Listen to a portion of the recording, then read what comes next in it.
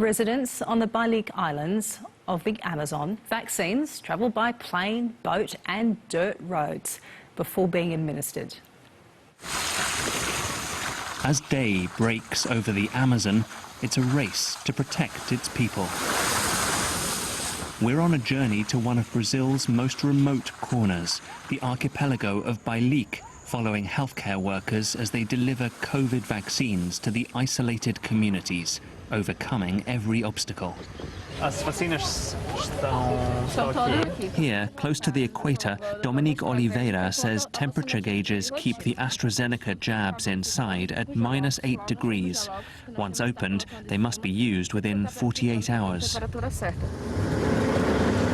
If you thought rolling out vaccines in cities was tough, this is Brazil's logistical challenge.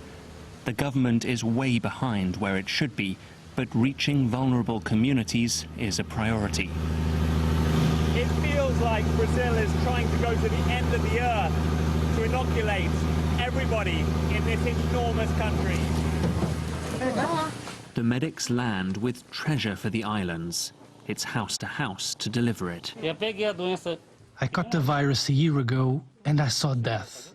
I drank lemon and ginger tea. We're far from the city and people can't afford to go there. So it's a blessing from God that they came to our homes.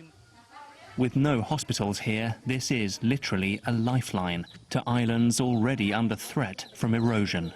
The transmission rate is very high here with poor hygiene. If one gets infected, it can bring down the whole island. They're abandoned by the government, so when we brought the first doses, we all cried because we were bringing hope here. The fact is that Brazil has the experience of inoculating these cut-off communities. Past national vaccine campaigns against flu, polio, rubella and swine flu have been quick and successful. The problem this time is that it was just too slow to buy COVID vaccines, meaning that deaths have soared and communities were left unprotected. On one island, they call residents to the school to receive jabs. Traditional villagers learning new methods. But it's all too late for the over 400,000 Brazilians who have died, including the brother of Alacide Correa.